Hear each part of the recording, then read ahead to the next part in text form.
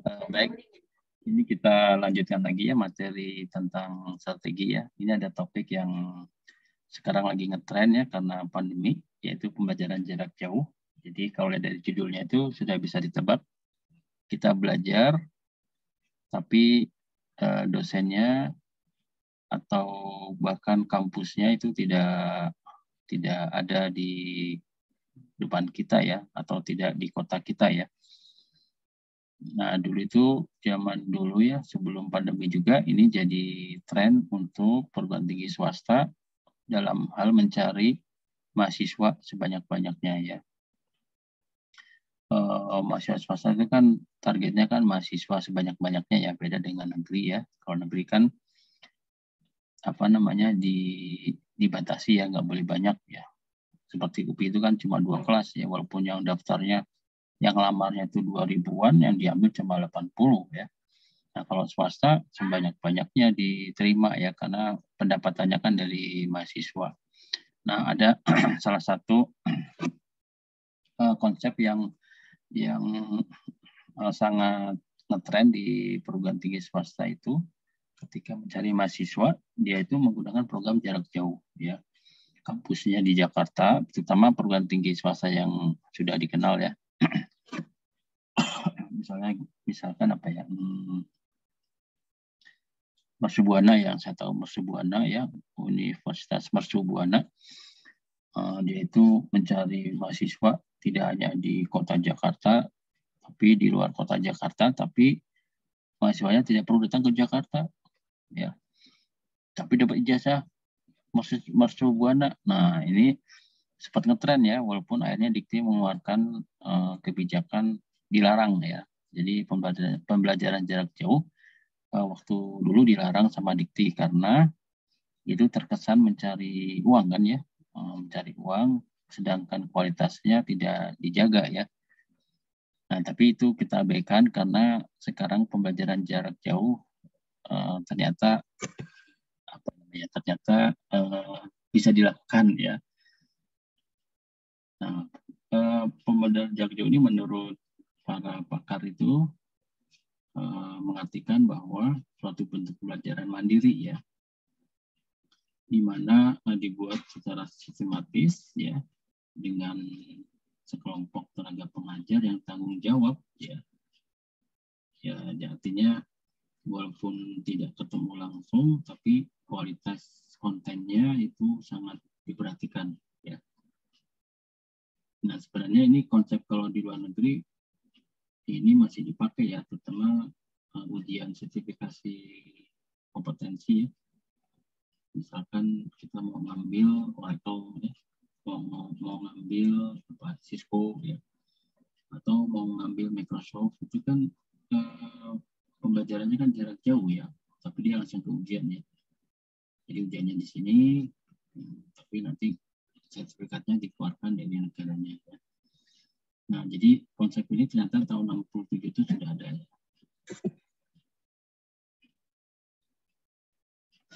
Nah, ini juga menurut pakar yang lain ya, sebenarnya sama ya. Jadi pendidikan jarak jauh itu metode penyampaian pengetahuan, keterampilan dan sikap menggunakan media yang menerapkan sistem industrialisasi dalam pembelajaran. Berarti di sini sudah memasukkan unsur keterampilan dan sikap, dan juga melibatkan industri. Nah, ini kesimpulannya, pembelajaran jarak jauh itu pembelajaran dengan menggunakan suatu media. Nah, sekarang ini kan terjadi ya, adanya kampus merdeka. Ya. Dengar ya, pernah dengar? Kalau yang bukan guru atau dosen biasanya masih asing ya, kampus merdeka. Tahu nggak program kampus merdeka yang dicanangkan sama Menteri atau Narim? Tahu? Pernah dengar sih Pak. Yang ini ya Pak, yang daftarnya di UPI, kuliahnya di ITB. Ini kelihatan slide-nya? Kelihatan Pak. Oh, tapi kok gambar pesertanya kok nggak kelihatan ya? Nah, saya setting. Kok saya nggak bisa lihat pesertanya ya? Harusnya bisa muncul pesertanya ya. Ya, Kampus Merdeka ini idenya adalah bagaimana mahasiswa itu tidak hanya belajar di kampusnya, ya, tapi diharapkan bisa mengetahui kampus orang lain tanpa mendaftar di kampus tersebut ya.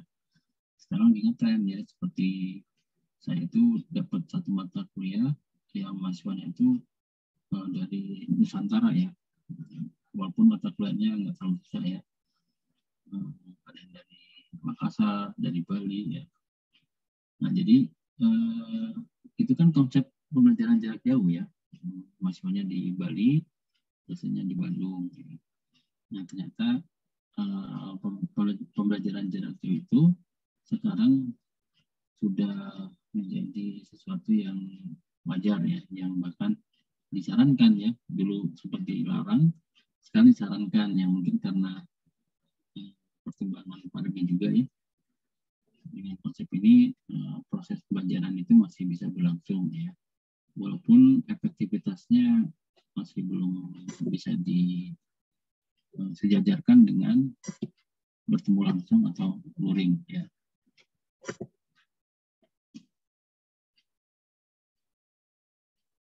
Nah, dalam pembelajaran jarak jauh ini ada beberapa prinsip yang harus dipegang ya. Yang pertama, mandiri. Ya. Kalau jarak jauh berarti kan tidak ketemu dosen, ya, tidak ketemu guru, berarti harus mandiri. Ya. Mandiri itu berarti bisa mencari bahan sendiri, ya. Kemudian bisa memahami ya, walaupun ada diskusinya, tapi tidak selama atau seefektif kalau luring ya. Mandiri. Kemudian luas itu berarti fleksibel ya. Nah seperti sekarang kan ini malam ya, coba kalau luring malam saya juga nggak mau kan kita ketemu malam di kampus. Tapi kalau jarak jauh luas ya, jadi mau jam berapa nih asal masih wajar ya. Nah, kemudian terkini itu mungkin dari sisi ininya ya, bisa dari segi bahannya ya, bisa dari segi teknologinya, bisa dari segi ininya apa namanya,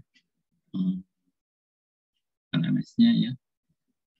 Kemudian sesuai ya, sesuai itu berarti disesuaikan dengan apa nih ya, bisa dari sisi peralatannya ya, bisa dari sisi kemampuan pesertanya, kemudian kontennya juga ya. Ada juga yang pembelajaran jarak jauh, kontennya perhitungan aja ya. Nah, dapat itu ya, sebenarnya nggak ideal ya. Nah, kemudian mobilitas itu bisa di mana saja ya, pakai apa saja ya. Misalkan ini ada yang pakai handphone ya, lagi di rumah, lagi di kantor, lagi di mall bisa ya, lagi di jalan, lagi pakai mobil ya, itu bisa melakukan pembelajaran jarak jauh ya. Nah efisien itu belum tentu efektif ya. Efisien itu dari segi waktu ya, efisien ya, tapi belum tentu efektif ya. Mungkin dengan jarak jauh bisa dilakukan, tapi hasilnya apakah sama ya. Efisien itu misalkan kalau jarak jauh itu satu kelas sekali pertemuan bisa 100 orang aja ya. Karena kan pakai Zoom itu kan ada yang sampai 500. Itu ya kan efisien kan. Yang tadi dibagi kelasnya 3 misalkan ya. Ini pakai Zoom 1 kali masuk 3 kelas boleh. Berarti efisien ya. Tapi belum tentu efektif ya. Apakah yang 100 orang itu paham atau enggak ya, dibandingkan kalau dibagi kelas-kelas ya. Nah ini prinsip yang biasa digunakan untuk pembelajaran jarak jauh.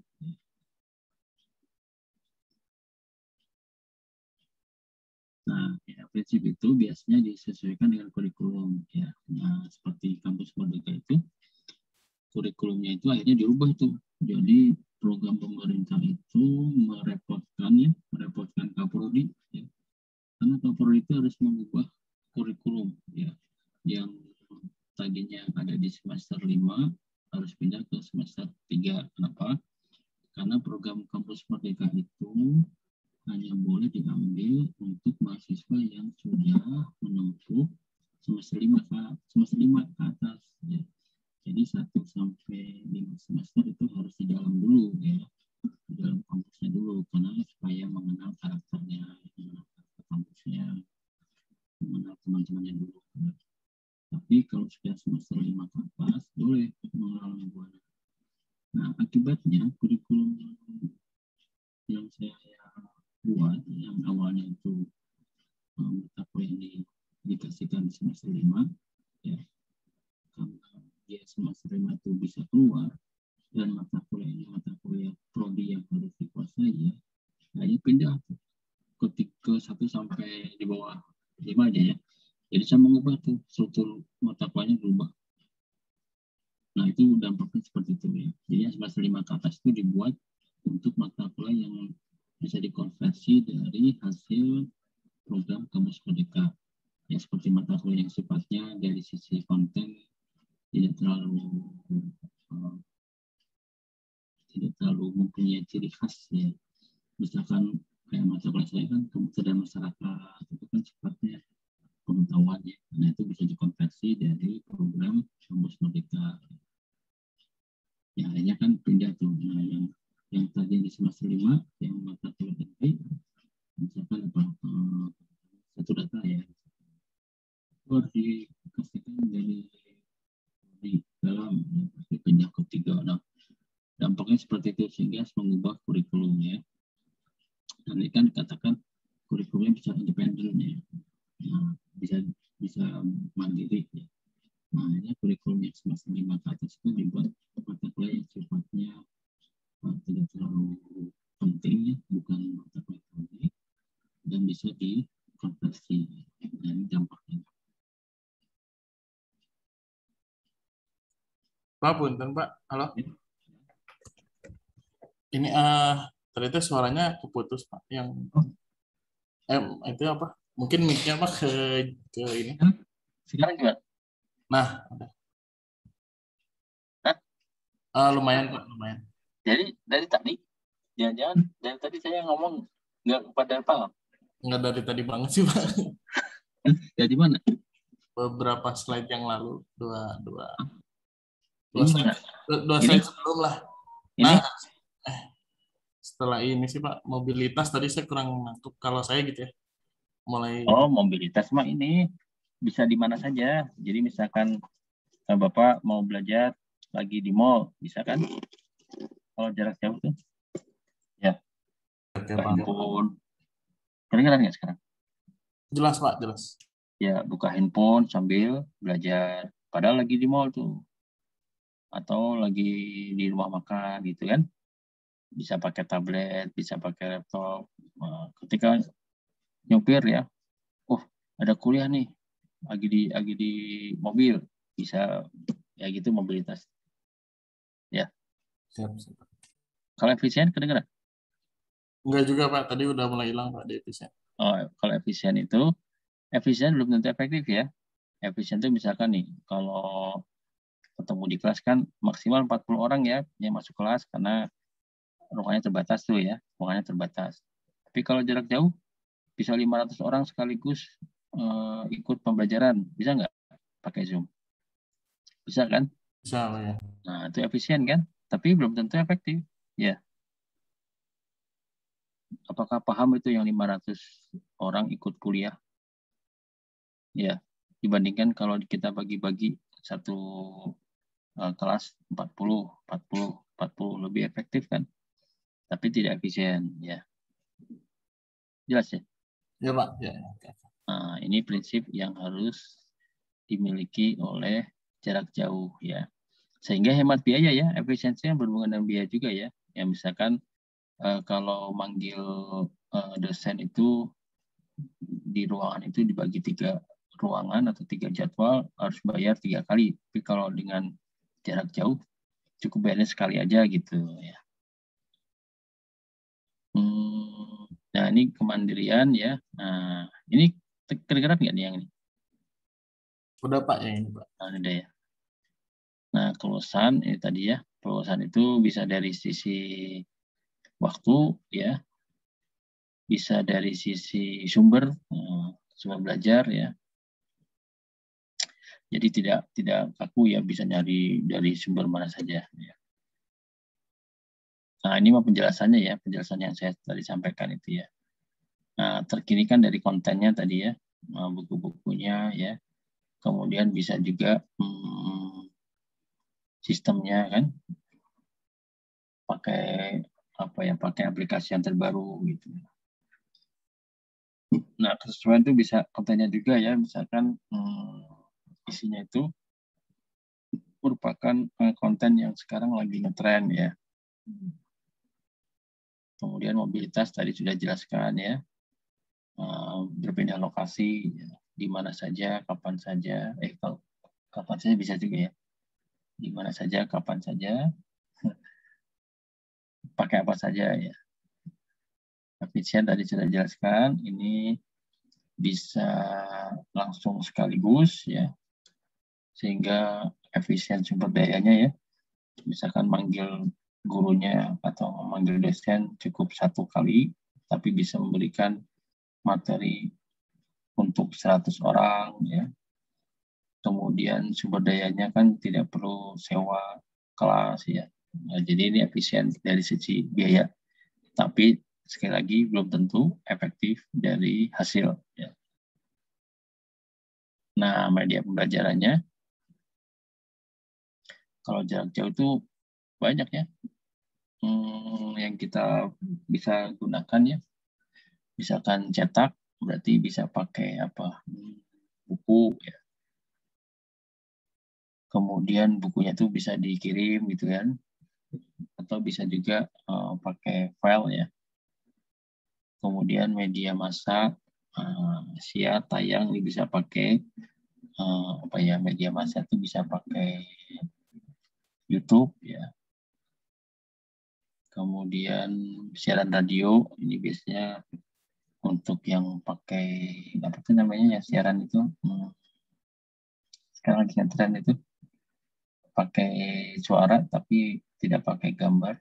Podcast Pak. Nah betul, podcast. Kenapa pakai podcast? Karena podcast itu lebih murah ternyata, tidak mengambil kuota siswa ya. Jadi sekarang itu lagi dikembangkan juga podcast, menerangkan materi dengan suara saja, cuma tidak bisa lama karena kalau lama tuh biasanya malah nggak fokus. Kalau nggak salah tuh lebih efektif tuh 5 menit paling lama. Tapi murah podcast itu ya, seperti memberikan saran, memberikan himbauan itu pakai podcast ya. Itu kan bentuknya siaran radio ya, siaran TV ini udah jelas, dan komputer udah.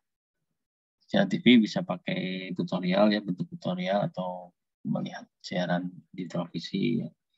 Komputer yang jelas ya, media pembelajaran yang sekarang kita gunakan ya, pakai komputer ya. Ini media pembelajaran yang bisa digunakan untuk pembelajaran jarak jauh ya.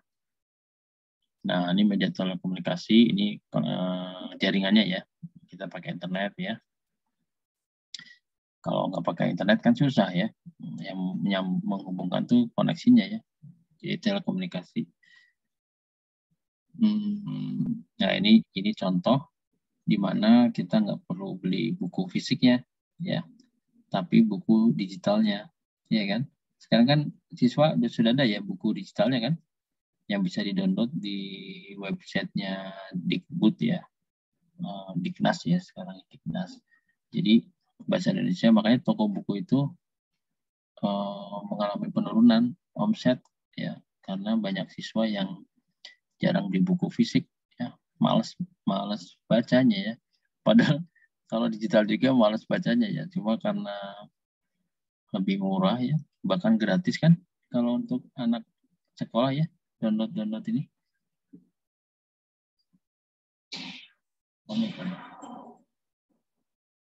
Sebentar. Kedengaran nggak? Ada Pak, ada suaranya Pak ya? Hah? Hah? Ada suaranya kan Pak? Oh, nggak ada ya, sebentar. Berarti belum di-share ya. Udah Pak, ada Pak. Hah? Coba di play lagi Pak.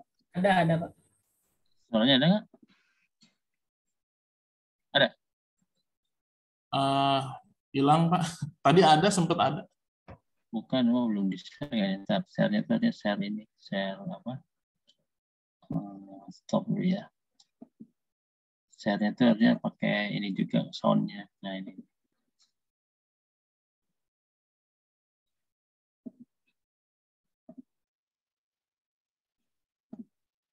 Ada ya? Ada nggak? Ada nggak?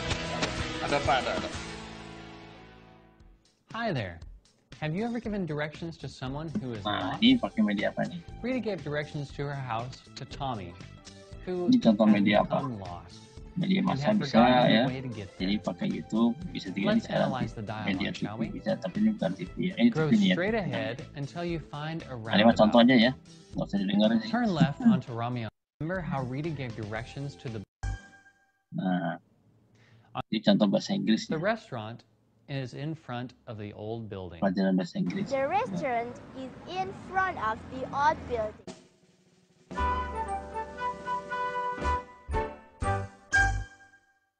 You probably noticed that the way of giving Yeah, yeah. text for about 200 the dialogue.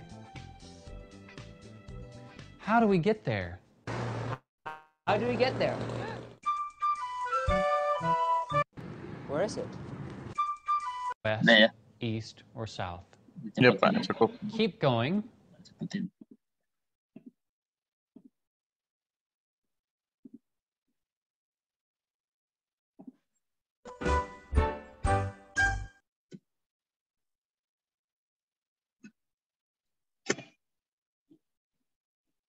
Nah, ini media apa nih? Ini bisa media yang gambar yang media cetak juga ya. Nah, dia media cetak. Nah, ini bisa apa? Pakai LMS ya, media komputer ya.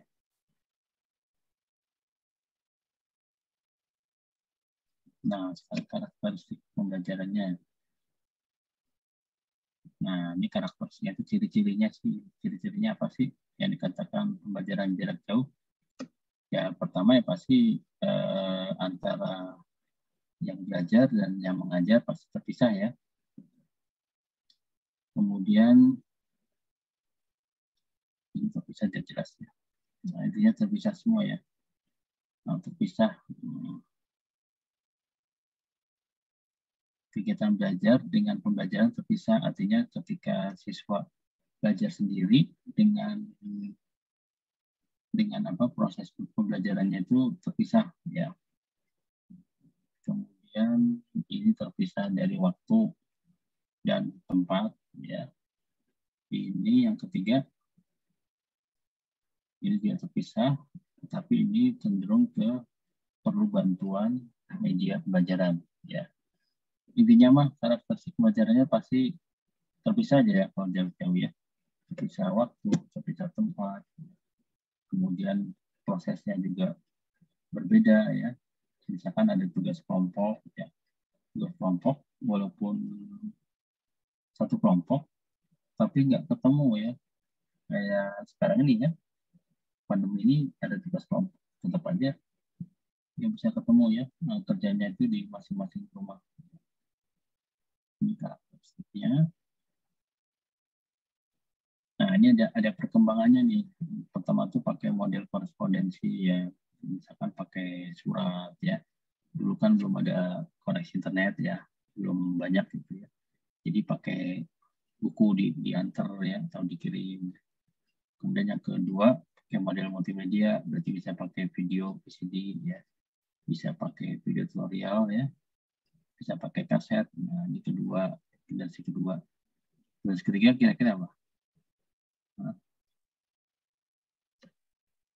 Oke, USB. Disk. disket udah nih.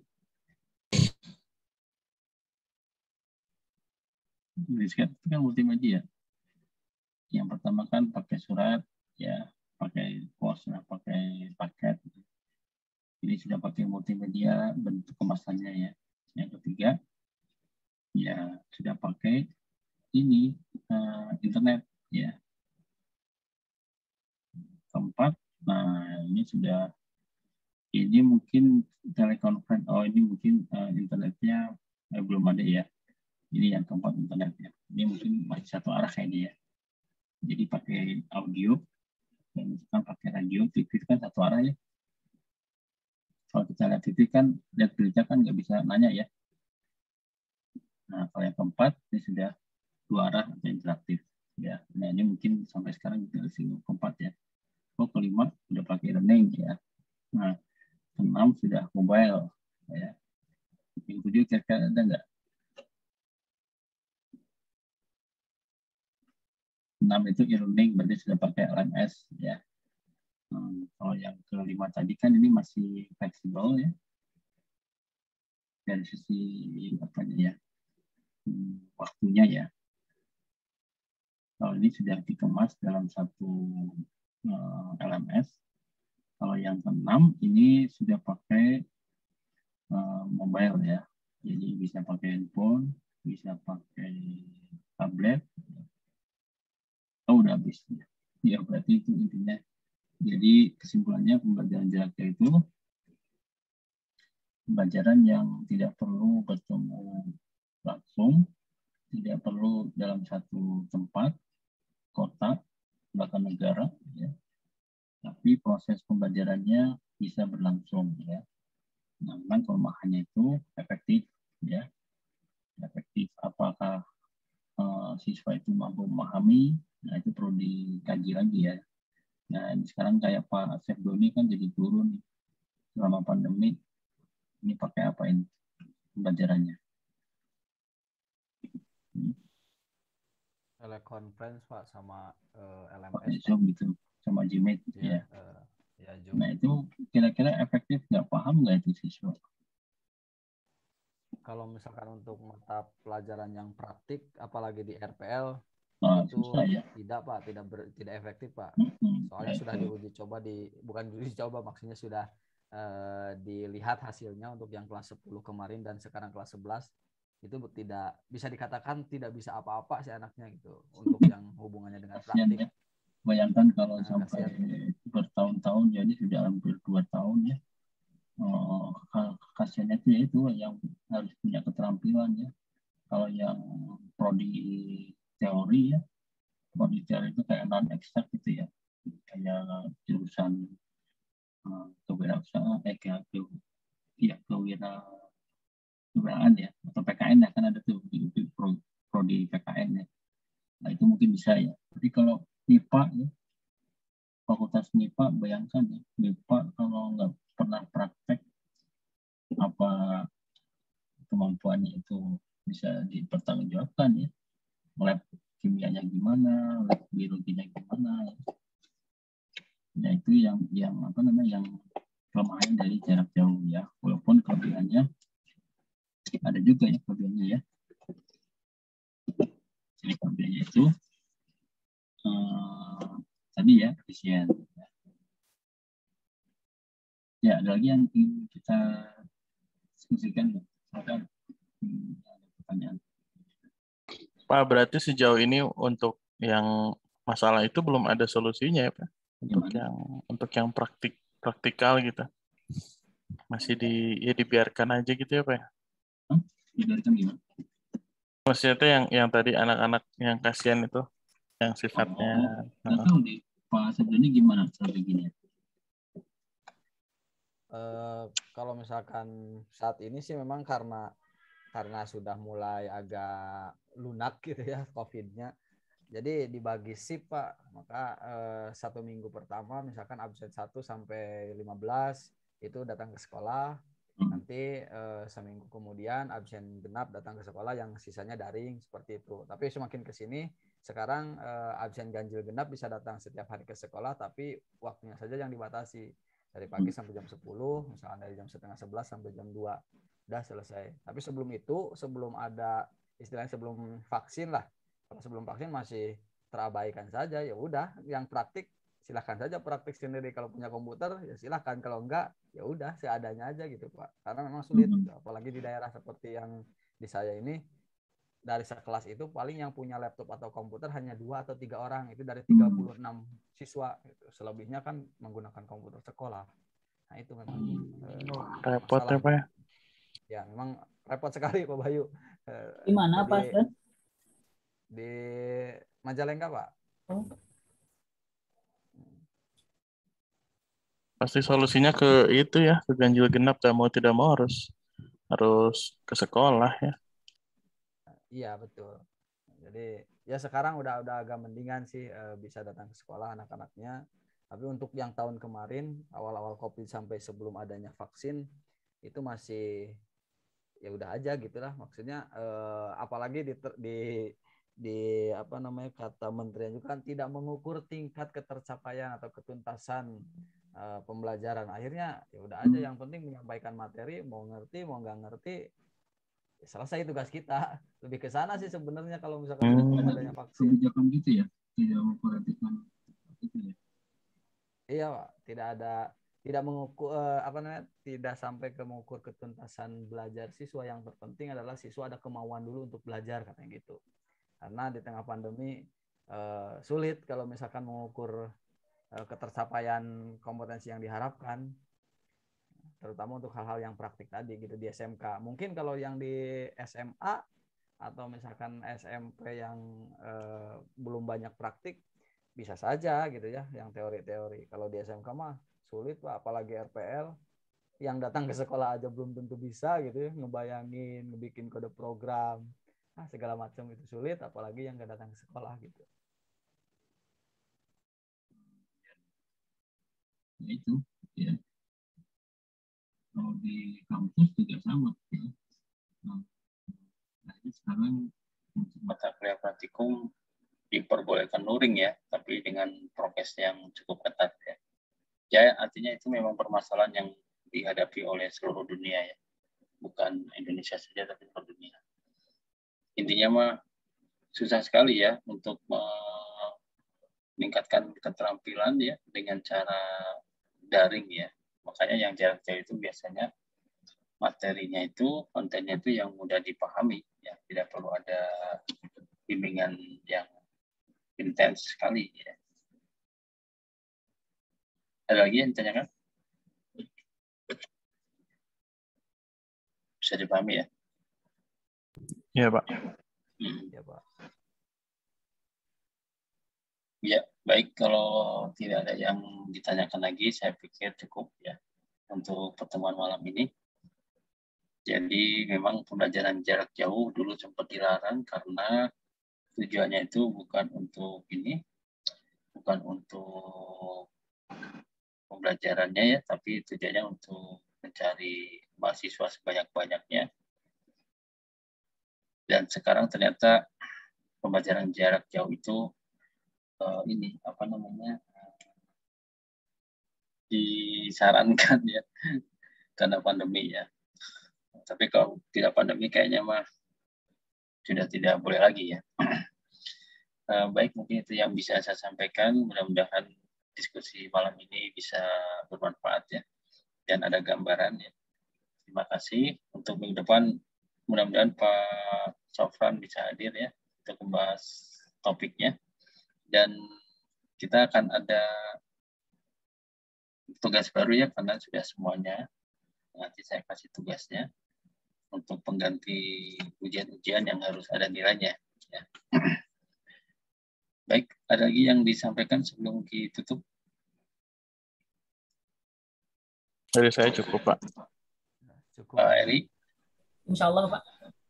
Pak Asep ini? Cukup Pak, cukup.